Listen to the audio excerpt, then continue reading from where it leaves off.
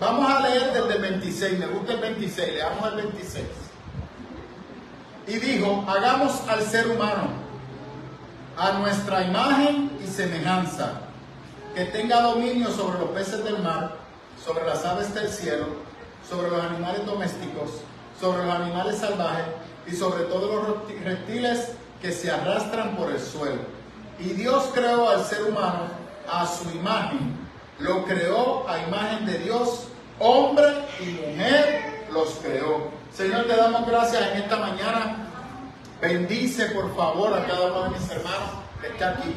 Ayúdanos por favor a poder asimilar este mensaje y que sea tu presencia, Señor, moviéndose en este lugar como hasta ahora lo ha hecho, y que sea tu Espíritu Santo derramando sanidad, no solamente física, sino también emocional sobre mis hermanos, y que sea tu gloria, Señor, a través de las redes, impactando a cualquier persona que pueda escuchar esta transmisión. La gloria y la honra es tuya, Señor. Amén. Puede sentarse, hermano. Mira, hermano, esta semana, de hecho, está en el site de la iglesia. La semana pasada, ya hoy es domingo, se le hizo una entrevista a un jugador de la NBA que se llama Gianni. El apellido, pues, Autoculumbo, como yo le digo. Y en la entrevista le preguntaron si él consideraba que su temporada había sido un fracaso. Esto porque él había llegado primero en su división y en la primera ronda de los playoffs o de los cuartos de finales lo eliminaron. Cuando le hacen la entrevista, él dice, ¿por qué tú vuelves a hacerme la misma pregunta del año pasado que si nosotros fracasamos? En base a la manera que Gianni le respondió de una manera muy profesional, esta semana Charles Barkley hizo un comentario que es lo que me lleva a esta porción bíblica, donde él decía, el problema es que hemos tomado la vida del ser humano y la hemos valorado en base al éxito o posesión material. Y cuando yo voy al texto de Génesis, y por eso te lo traigo en esta mañana, yo quiero que usted comprenda que Dios nos creó a su imagen y semejanza. Y Karl Barth, que fue uno de los teólogos del siglo XIX, cuando analiza sobre la razón y la creación del hombre, porque uno de los problemas que nosotros tenemos es que muchas comunidades de fe ven la creación del hombre y ven al hombre como una persona destruida y destinada al fracaso. Y todo lo que el ser humano hace es malo. Y todo lo que el ser humano hace es corrupto. Y esa visión aún se cuela dentro de la iglesia.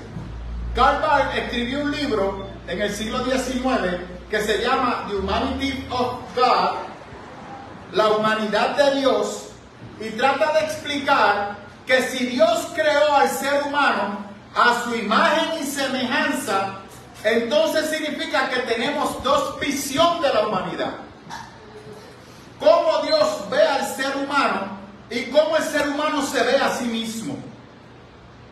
Y permítame explicar algo, porque yo creo y yo trato de ver la humanidad como Dios la ve, porque Dios ve la humanidad con esperanza. Dios no creó al ser humano para destruirlo. ¿Cómo Dios va a crear a un ser para destruirlo y lo crea a su imagen y semejanza?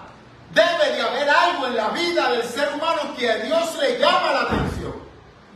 Y lo que yo voy a decir le va a chocar a muchos. Dios creó al hombre porque lo necesita. Pero se predica que Dios no necesita al hombre. Entonces, ¿para qué lo creó? Y esa es la guerra de Karl Barth. Y Karl Barth lo que dice es, Dios creó al ser humano bueno. Dice la Biblia. Por tal razón, cuando Dios creó al hombre, lo creó con unas habilidades, lo creó con unas cualidades. Y yo explico, y por eso me gusta cuando hablamos los martes, que si Génesis se dio en Babilonia, Dios le está diciendo al ser humano, yo te amo y cuento contigo. Porque en el momento de Babilonia, la visión que existía de un Dios o la visión divina pagana de aquel momento era la guerra entre los seres humanos y los dioses. Los dioses no soportaban a los seres humanos. Y sin embargo, Génesis llega y dice, pero Dios creó al hombre y lo creó a su imagen y semejanza. No habla de cualidades divinas, pero hay unas cualidades que el ser humano tiene que Dios se las colocó, como por ejemplo el arte, como por ejemplo el amar, escribir un poema, una canción. Las bondades positivas que hay en ti, Dios las colocó. Hay otras, claramente, Calva le explica y dice, pero hay otros comportamientos que son producto de nuestra desconexión de Dios. Que Dios no las colocó, pero nuestros actos, nuestras malas decisiones han hecho que esas virtudes buenas que Dios creó en nosotros se vayan perdiendo. Y eso lo vemos con frecuencia cuando vemos a un niño, cuando vemos la manera y la inocencia de un niño, cuando vemos la belleza de un niño. Así mismo Dios te creó. Pero a la medida que vamos creciendo vamos perdiendo ese norte. Número 2, tenemos una cultura que va a determinar nuestro valor en base a la posición material o lo que tú tienes en tu cartera. Y entonces, como seres humanos, empezamos a determinar nuestro valor o el de nuestro semejante en base a lo que tiene. Y hoy en día tenemos una cultura donde todo se monetiza, donde todo se va a dólares y centavos. Y brincamos y no nos damos cuenta todo aquello que han tenido dinero, lo vacío y miserable que se sienten a pesar de tener dinero. Marc Anthony tiene una canción que dice que él es tan miserable que lo único que tiene es dinero. Luis Miguel, en una de sus canciones, en una entrevista, que le hicieron, hablaba sobre, el entrevistador le preguntaba que si él era contento porque su música unía y había unido muchas personas. Hablaba del Romance 1. Y él decía, es hermoso que la gente con mi música pueda conocer el amor cuando yo no sé lo que es el amor.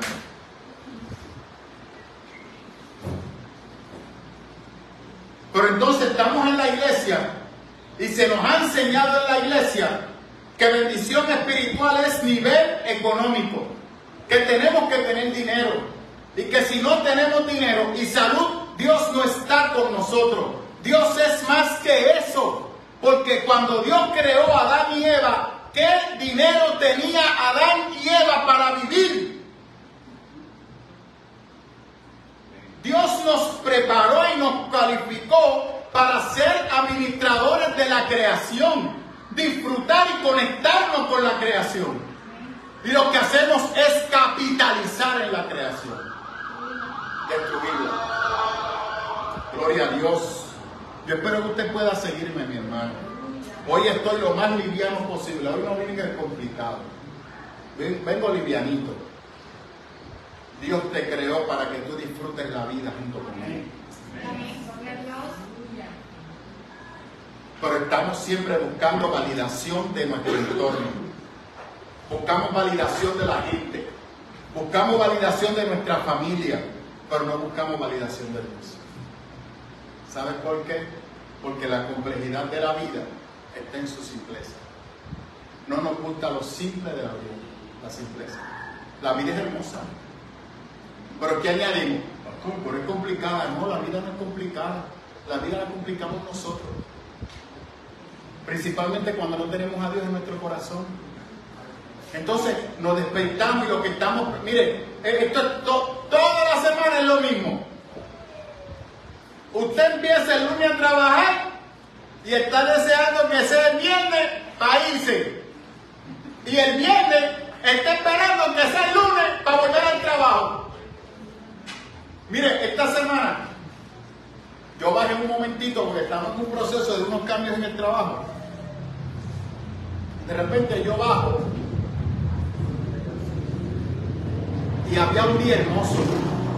Un día hermoso. Y yo desde la oficina, desde la recepción, estoy mirando al horizonte. Y yo trabajo en Caguas. Y se ve la montaña y el sol espectacular. Y de repente vengo y digo, Dios mío, qué hermoso sería estar en la playa a esta hora. Y después digo, ¿para qué? Si a los 15 minutos voy a poner irme de allí. ¿Saben por qué? Porque el ser humano no se encuentra cómodo en ningún lugar. Entonces, dedicamos todas nuestras energías, dedicamos toda nuestra fuerza a querer tener lo que no tenemos, a mirar lo que no hemos logrado alcanzar y a despreciar lo que tenemos en ese momento. Porque somos inconformes. Porque como no hemos aprendido a valorar las cosas hermosas que la vida nos da, algo tan simple como la salud,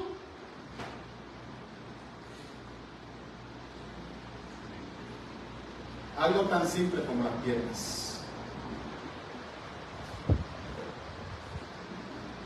algo tan simple como caminar y deleitarte mientras caminas en la playa.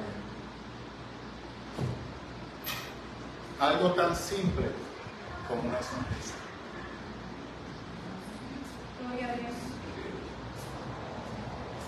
Decía, así es el ser humano de inconforme. ¿Sabes por qué? Porque no acabamos de entender de que Dios nos creó y nos creó para disfrutar la vida. ¿Sabe lo triste? Que aún los mismos cristianos no han entendido el propósito de su existencia. Y yo recuerdo, mira lo vergonzoso. En los años 90 se escribió un libro por John Maxwell. Una vida con propósito. El bestseller, ¿saben quiénes fueron los más que lo compraron? Cristianos. Porque la iglesia nos explica la importancia de vivir la vida a plenitud en Cristo. Y tenemos que leer otros libros para que alguien nos explique lo que es vivir la plenitud. Porque el cristiano no sabe vivir a plenitud. El cristiano está sujeto a las necesidades materiales de este mundo. Y han olvidado la cosa sencilla y la belleza que Dios le ha dado. Como algo tan simple como sanar tus heridas y sanar tu corazón del dolor. Porque una de las cosas que tú entiendes cuando vienes a la iglesia es que Dios te creó con un propósito. ¿Con qué propósito Dios te creó? Te creó para que puedas disfrutar la creación junto con Él y que Él pueda ser quien te ayude a disfrutar la vida que Él creó. Pero no vemos eso así. Dios me creó para glorificarle. ¿Con qué se come eso? ¿Con una pandereta? ¿Con una guitarra? No. Es tu vida. Tú glorificas a Dios cuando tú disfrutas y eres agradecido con lo que Él te ha dado. Tú eres agradecido por los detalles que Dios te da. ¿Cómo que? Tan simple como que un ave por la mañana te cante. Tan simple como poder saber que todavía tienes salud. Tan simple como poder ver el rostro de tu esposa al lado tuyo. Tan simple como ver la salud de tus hijos. Tan simple como sentir el sol en tu rostro por las mañanas. Porque Génesis no nos da los detalles, pero Cristo nos dice luego cuando reflexionaba con los apóstoles, ¿alguien ha visto en mi creación un ave recibiendo cupones? Haciendo fila para que le paguen el plan 8 porque no tiene casa para vivir.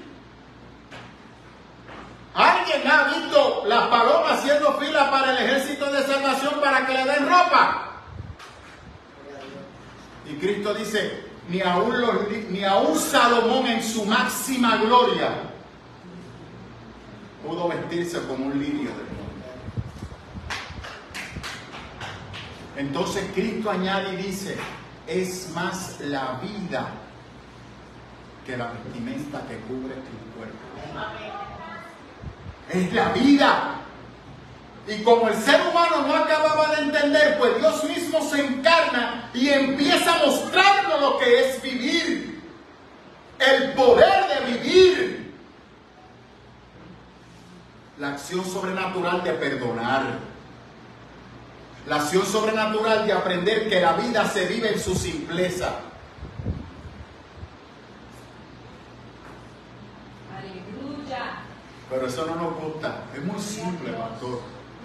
Tenemos que no, pastor, es que tenemos que anhelar y poseer. Mira, no me malinterprete.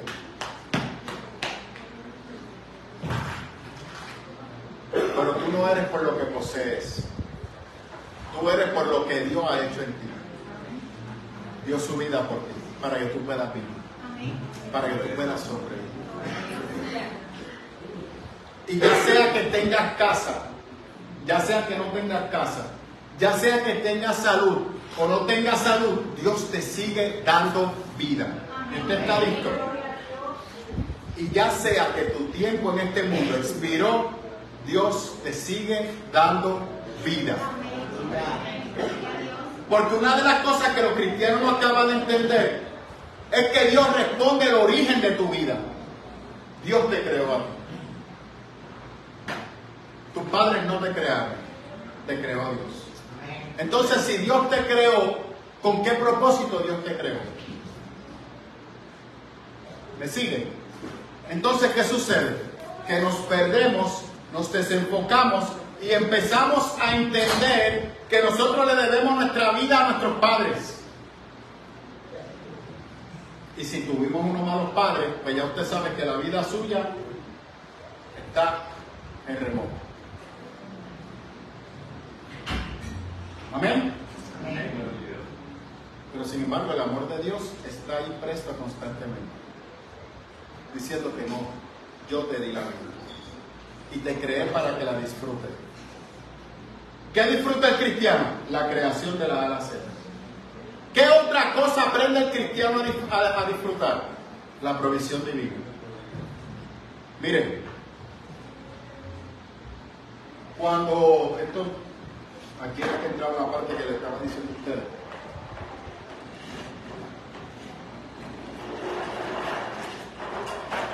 Cuando yo recién me casé con Rose, nosotros pasamos muchas situaciones, muchas. Y cuando yo empecé la pastoral, en más de una ocasión, a mí me tocaba predicar y yo predicaba enfocado en bendecir a la iglesia. Y sin embargo, en esa semana yo no tenía ni tan siquiera para echar gasolina. Y no fallaba cuando yo terminaba de predicar que un hermano se acercaba de la nada y decía: pastor, tenga algo para usted.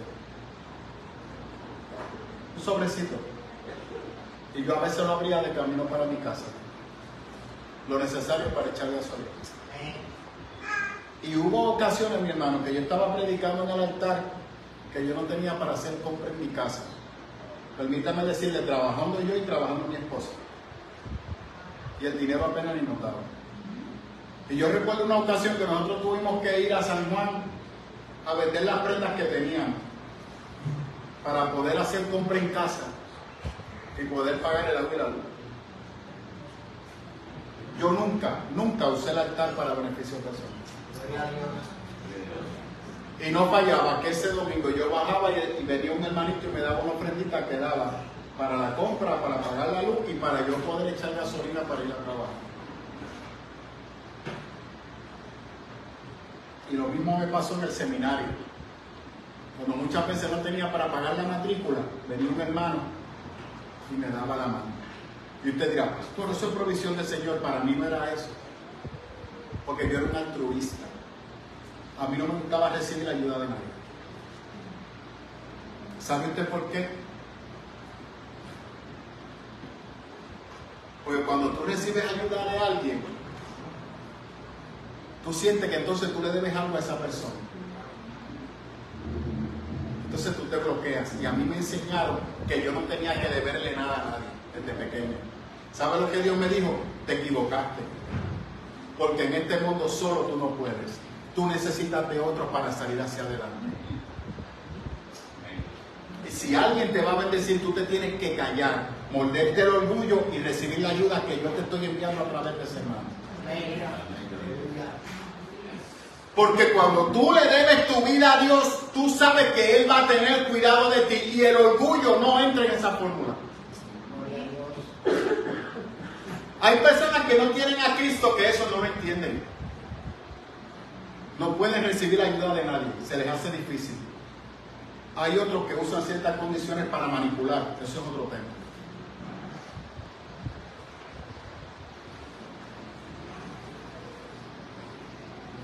Usted está muy callado hoy, pero dije que hay que gozarse del Señor, hermano. Mira, hermano.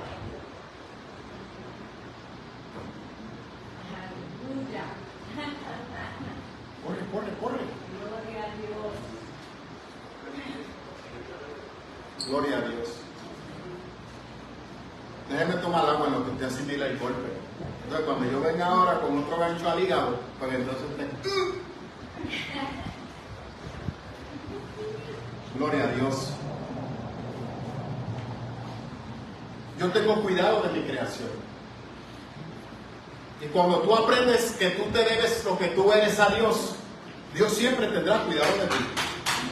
Pero el orgullo en esa fórmula no cae. El orgullo no puede formar parte de la vida del creyente.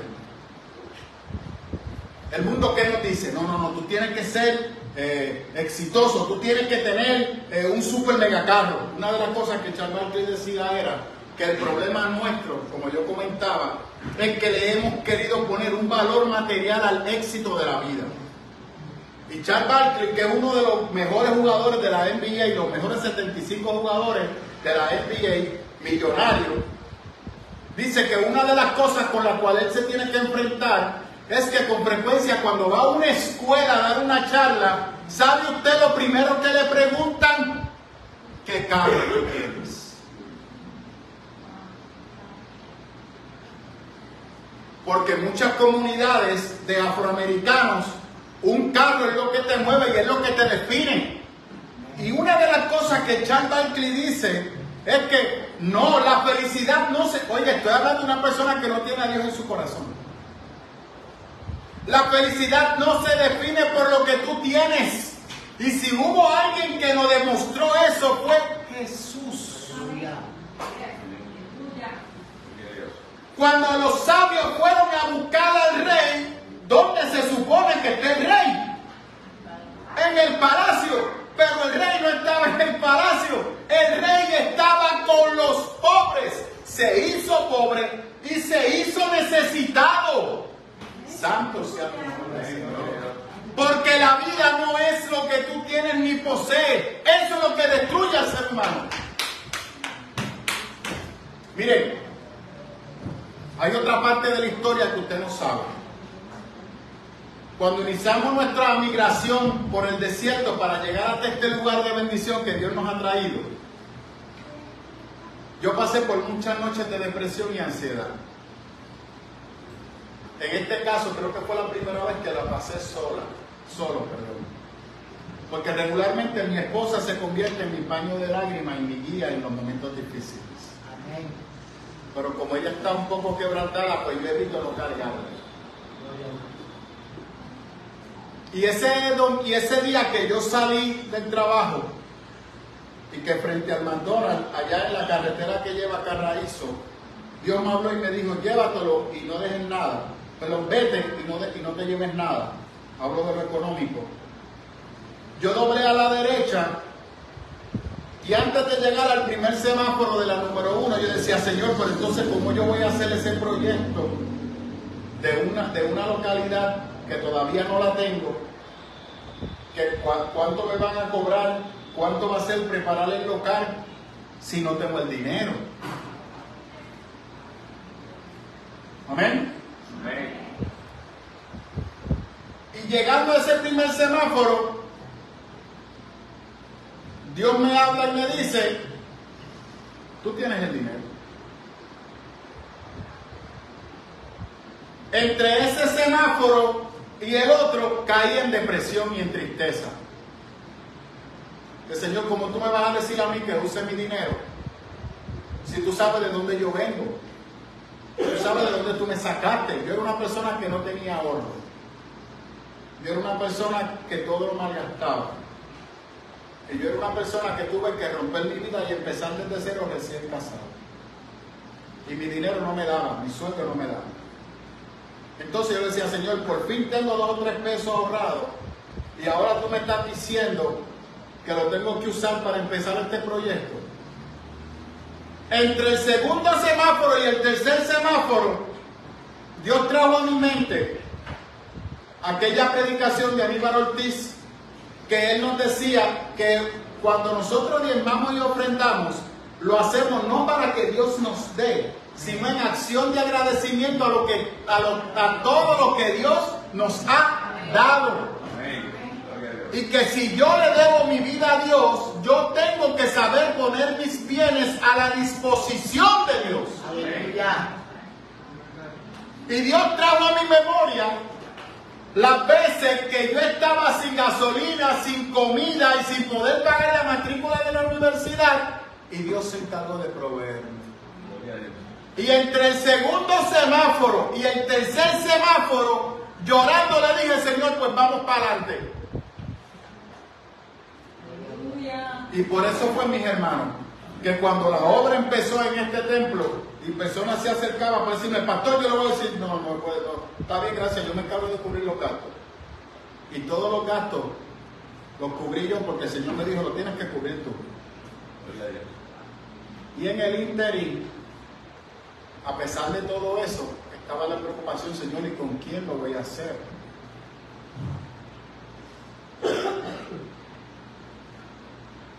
Y una vez estaba en el gimnasio saliendo del baño y Jason se me hace y dice, pastor, ¿pero qué le pasa a usted? Y yo, no, Jason, estoy bien. ¿Seguro? Sí, estoy bien. Usted no está bien, porque yo tengo un problema, mi hermano. Mi expresión corporal a veces delata como yo me siento. Dice, pastor, permítame decirle algo. Y viene a contarme cómo Jason logró construir su gimnasio. Dice, de la misma manera, Dios se va a encargar de proveer la persona para que le den la mano. Y usted pensará, ¡ay, sabe! Yo, mi hermano, yo soy lógico. Yo soy lógico. Y la iglesia que lleva tiempo conmigo lo sabe. Yo todo lo razono. Y si mi cerebro no lo registra, no lo cree. Pero ¿sabe qué he aprendido en la fe? Como le predico a ustedes. Me colgo en la barca y no importa lo que pase a mi alrededor, si el Señor está dirigiendo, que Él dirija la barca. Repito, en esta iglesia no hay alguien más lógico que yo. Y yo trabajo en informática. 2 más 2 son 4, aunque lo diga un loco. Pero si Dios me dice 3.99, 99, 99, bueno, Señor, si tú lo dices, es porque es así. Y me tiré en la barca. Y un día decido llamar a nuestro hermano Juan y presentarle a Juan, a ver si me puede ayudar. Yo no me acuerdo en qué era, creo que era en el cuarto, en hacer el cuarto. Juan me dice, pastor, cuente conmigo que vamos para allá. Y hasta el día de hoy el hermano Juan se ha encargado de acompañarme en todo este proceso, dirigido de la mano de Dios. Dios hizo provisión. Y yo lo puedo reconocer porque sé que Él fue el que me creó. Y Dios no me creó para destrucción. Dios me creó para que yo aprenda a disfrutar la vida y las cosas hermosas.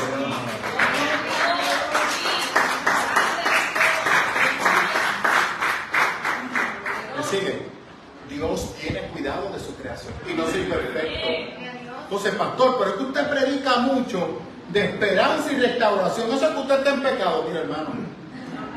Todos los seres humanos amanecemos en pecado y dormimos en pecado. Y yo he explicado aquí en esta iglesia que cuando Pablo habla de pecado en el Nuevo Testamento, habla de errar en el blanco, tomar malas decisiones que marcan tu vida. Mira qué cosa sobrenatural. Cuando tú ves el pecado de esa manera, Dios no se alegra de tu dolor. Dios sufre contigo. Si vemos el pecado como aquel que le falla a Dios, que la debilidad lo va a matar, que eso es lo que predicamos hoy en día, no es como se presenta en el Nuevo Testamento. Son las malas decisiones que marcan tu corazón, son las malas decisiones que marcan tu vida, te causan daño a ti. Dios sufre contigo. Dios se hizo sufrimiento para decirte que te ama. Entonces yo no predico que Dios quiere matar al ser humano, pero tampoco predico que el ser humano es la corona de la creación, el humanismo. Yo no predico eso. Yo me enfoco en buscar un punto medio, donde tú entiendas que debes de confiar en el Señor, porque Él te va a bendecir, Él te va a prosperar. ¿Sabes qué yo he aprendido? Que Dios me ha prosperado económicamente. Yo no predico prosperidad, pero Dios me ha bendecido. ¿Por qué? Porque Dios me ha enseñado a ser un buen mayordomo de mis recursos. Cada vez que yo llego al gimnasio, Jason me ve con una tenis nueva. Me dice, pastor, usted me está haciendo competencia. Y yo, no, Jason. Y puedo tener la tenis nueva, pero la tenis nueva no me define. Porque hay veces que los otros días salí con mi nena a comprarle unos frappés. Bueno, sabor frappé para promocionarle a nuestro hermano Yomar, que tiene franquicia de sabor frappé. Y ven que yo estoy todo tirado y le dio pacho que yo me bajara con ellas así.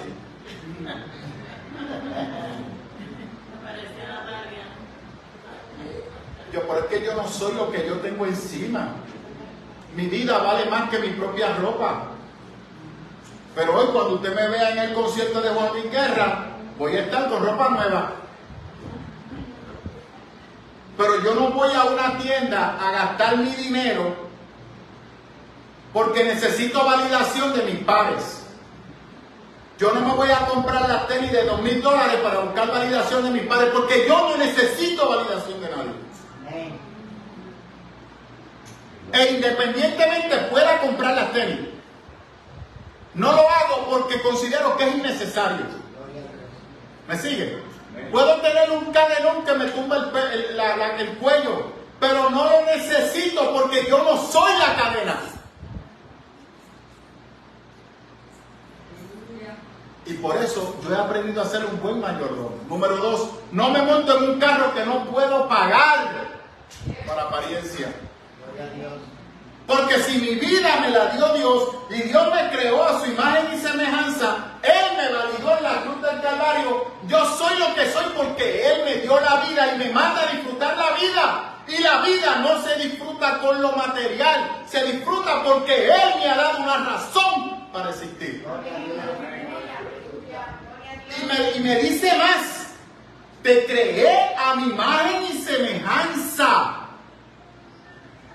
Santo sea tu nombre, Señor, te pruebo que lo puedes entender. Nos pasamos buscando validación del mundo. Ayer yo estaba donde mi mamá y había una señora hablando de lo difícil que era la depresión. ¿Cuántas personas sufren de depresión en la iglesia? ¿Qué es la depresión? Cuando una situación se te va de control y te sientes inhabilitado de poderlo atender, que puede ser tu salud, puede ser una crisis económica, puede ser lo que sea, y te sientes inhabilitado de poderlo trabajar. Eso es depresión. ¿Qué dice el Señor? Hijo, vive un día a la vez. ¿Por qué te preocupa del lunes si hoy es viernes? Disfruta el viernes y mañana sábado disfrútalo igual. Pero no, yo no puedo vivir así. Yo tengo que tener todo bajo control, todo calculado. Y cuando de repente sales te das cuenta que no tienes nada bajo control. Porque te puedes controlar tú, pero tú no controlas tu entorno. No significa que vives de una manera desorganizada y descontrolada. Yo no estoy diciendo eso. Yo estoy diciendo que presente tus planes delante del Señor. Amén. Yo tengo 2 carros que lo considero para mí Ferrari, que se mueven súper bien y no se los debo a nadie.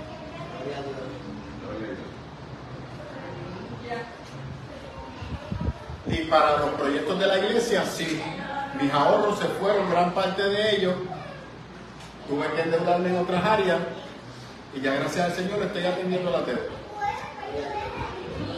Pero lo hice para el Señor. Y he visto la mano de Él de una manera sobrenatural. Y hay veces que me paso diciendo, contra ese carrito se ve espectacular. Y lo primero que digo, ¿cuánto va a pagar? Tanto. No, olvídate de eso. Ah, no. Pero tú tienes que soñar. Tú tienes que ser grande y volar como el águila. ¿Verdad? Isaías Narváez dice, ¿quién valora más las alturas? ¿El águila o el caracol? ¿Cuánto tiempo le puede tomar a un caracol llegar al tope de una montaña? Quizás su vida. Y el águila siempre está volando en las alturas, se acostumbra a las alturas. ¿Quién lo va a valorar más? El caracol. Pero no, te quieren programar para que tú seas grande. Pero si nuestro maestro era grande y se hizo el insignificante más pequeño y servir. Entonces la grandeza no está en lo que tú aparentes ser. La grandeza está en que tú entiendas lo que tú eres para Dios. Y que puedas aprender a ser feliz. ¿Tú te has preguntado qué te hace feliz? ¿Qué te hace feliz? Le pregunto, usted tiene que contestarse esa pregunta. ¿Qué nos hace feliz? En el mundo no existe la felicidad plena. Y el cristiano lo sabe. Pero Cristo dice, yo vencí al mundo, ten paz. Y añade y dice, yo te voy a dar paz.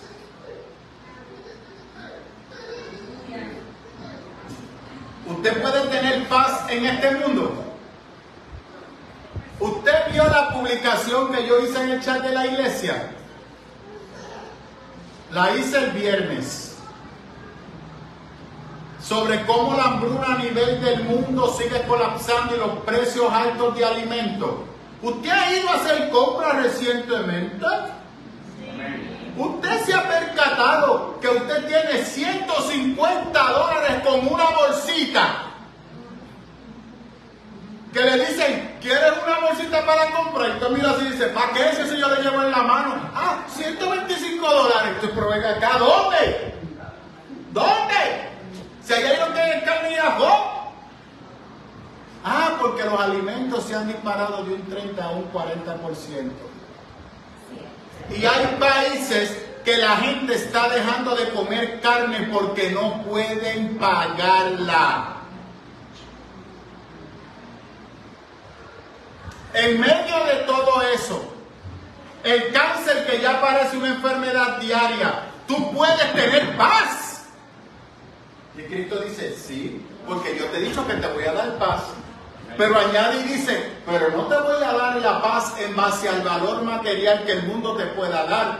Yo no te voy a dar la paz como el mundo la da. Mi paz va a emanar de mí, dice el maestro.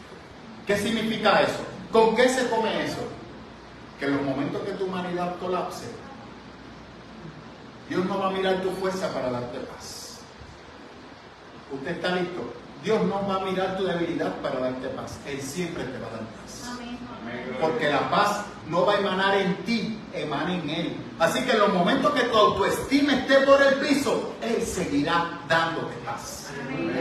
Ahora, si tú no la recibes, es porque estás fundamentando tu confianza en otra cosa que no es en la relación con Él. Y la relación con Él no se trata de perfección. En esta iglesia se predica la transparencia. ¿A qué me refiero? Habla con Dios.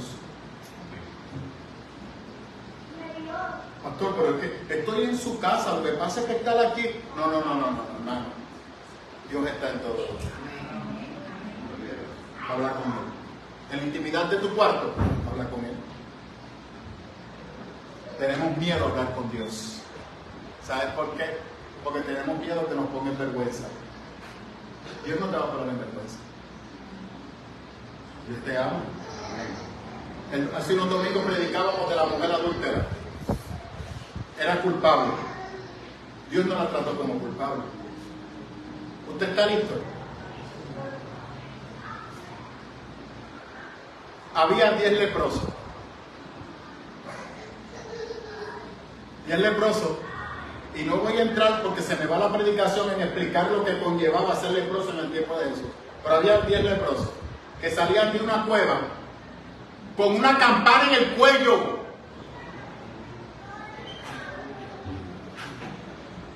Y fueron a pedir misericordia a Jesús. Y Jesús le dijo, vayan y preséntense ante el sacerdote. Y de camino dice la palabra que fueron sanos. Y cuando regresaron los 10 con 20 más. ¿Cuántos regresaron? 1. ¿Y eran qué? Samaritanos. 10 personas, regresó 1. Porque esa persona era agradecida. Y ese es el problema de la gente. No quieren hablar con Dios porque tienen miedo que Dios lo libere y tener que deberse a Dios. No le quieren deber nada a nadie. Habla con Él. Si Él te ama, Él no te va a sacar en cuenta tu pecado. Él va a derramar su gracia y su amor sobre ti porque te ama. Él te creó para amarte. Él te creó porque te necesita. ¿Cuántas veces te ha preguntado para qué nací? Y por allá venía tu madre con una correa a decirte, hijo del diablo. O te lanzaba con la chancleta voladora. ¿Recuerdas? La santa chancleta que no fallaba y te daba en el coco. ¡Pah! Y caías tú como una cucaracha medio un peito. Entonces muchas veces nuestros padres transfirieron sobre nosotros su ira. Y muchas veces sentimos que somos hijos de ira, de dolor. Dios no te creó para eso. Dios te creó para que tú puedas vivir en plenitud de la mano de Él. Dios quiere bendecirte, Dios quiere cuidarte, Dios quiere prosperarte. No solamente materialmente. Mire, lo material en el cristiano, eso es una añadidura y al final representa nada. Yo recuerdo las personas de nuestros antepasados guardaban el dinero en una media. Y usted veía que cogían 10 pesos y lo guardaban en una media, le hacían un rollito así y lo guardaban en una media. Y muchos de ellos eran medios avaros. Y cuando se enteraban que había que comprar algo en la casa, se quedaban callados porque no querían gastar los chavitos. Hasta que un día se morían. Y de repente encontraron una millonada. Yo recuerdo una casa en Bayamón que encontraron a la persona muerta y debajo del colchón tenía $40,000. ¿Para qué te sirvió el dinero? Y viviendo en unas condiciones precarias. Porque fundamentamos la vida muchas veces en lo que tenemos materialmente, no en disfrutar los detalles, en las cosas importantes. Y muchas veces somos más felices, y la palabra nos dice que tú eres más feliz cuando das que cuando recibes. ¿Sabes por qué? Porque te das cuenta que tu vida tiene un propósito. Cuando te sientes útil, ¿me escuchó? Cuando te sientes útil para bendecir a los demás. Pero no, queremos vivir para nosotros. Porque el mundo nos dice que te tienes que autorrealizar. Alcanza tu éxito, alcanza tu logro, busca tú, porque nadie lo va a hacer por ti. Y la iglesia ha entrado en ese juego. Y Dios dice, ¿de dónde? ¿Cuándo y cómo yo dije eso? Si tú no eres por lo que la gente dice, tú eres por lo que yo hice. Y te hice a imagen y semejanza. Santo sea el nombre del Señor. No sé cómo más explicarlo ya. No sé cómo más explicarlo. Aprende a disfrutar las cosas hermosas que Dios te ha dado para que veas las cosas grandes que van a llegar. De la misma manera. La bendición de ser madre. Pastor, es que ahora mismo yo estoy enfermo y estoy en salud. Aprende a disfrutar la enfermedad. Usted nunca ha escuchado eso, ¿verdad? ¿Sabes por qué? Porque en tu enfermedad tú te das cuenta que tanto necesitas de Dios. Y te das cuenta de la fragilidad de la vida. Lo frágil que es. ¿Cuándo fue la última vez que fuiste a un cementerio? Pues sí, me pena. ¿Por qué? Hay dos cosas seguras en la vida: los impuestos y la muerte. Todo lo demás es subjetivo. Tú te vas a morir. Yo me voy a morir. Todos nos vamos a morir. ¿O usted tiene duda? Dígame dónde está Colón o Juan Ponce de León para irlo a visitar a ver cómo les va en su vida eterna. Se murió buscando la fuente de la vida eterna. Se le olvidó la simplicidad de la vida que se disfruta en este momento porque tarde o temprano pasa. Y de vez en cuando tenemos que visitar esos lugares para darnos cuenta de lo frágiles que son. ¿Sabes qué? Cuando tú vives consciente, y ya con esto voy cerrando, yo aprendí a vivir la vida a plenitud en Jesús cuando me di cuenta de lo frágil que yo era. Porque hay un momento en nuestra vida que nosotros nos creemos Iron Man y Superman, que somos invencibles, que la vida es, vamos para adelante y esto es esto. Y de repente cuando empiezan a matar a tus panas, empiezan a morir, la gente se empieza a enfermar y muere. Tú dices, pues esto no es que soy Superman. Cuando te enfermas y caes en una cama, te das cuenta de lo frágil que eres. Cuando la fuerza nos abandona. Cuando antes usted podía coger un pico y romper una piedra y se quedaba como si nada. Y ahora con la escoba se le tranca a uno la espalda. Con la escoba.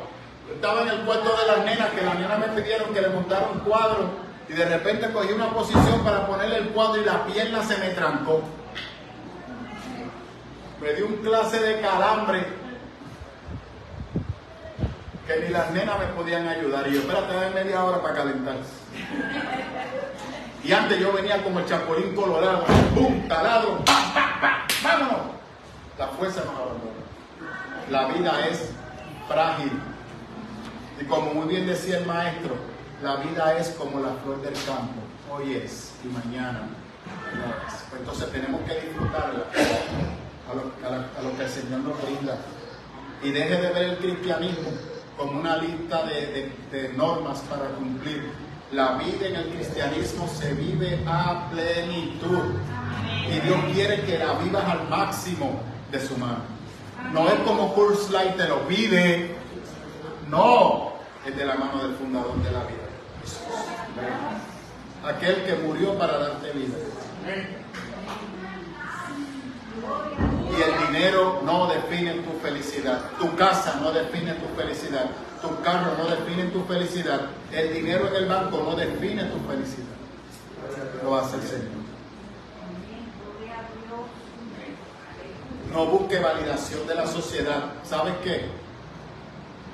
Aunque no acepte a Cristo como tu Salvador, ya Dios te validó porque te ama. Te falta a ti aceptar la validación de Cristo. Y eso es lo que la gente no hace clic. Ellos mismos se descualifican cuando Dios no lo ha descualificado. ¿Quieres vivir a plenitud? Dale un espacio a Jesús en tu vida y prepárate para la cosa sobrenatural que va a ser. ¿Quieres saber lo que es vivir feliz sin tener nada en la cartera? Tienes que venir a Cristo. No hay manera que lo experimentes si no tienes a Cristo en tu corazón. Y no hablo de voto de pobreza, que es otro enredo de la iglesia. No hablo de voto de pobreza. Porque aunque tú seas pobre, puedes no tener un peso en la cartera y eres el hombre más miserable sobre la faz de la tierra. Amén.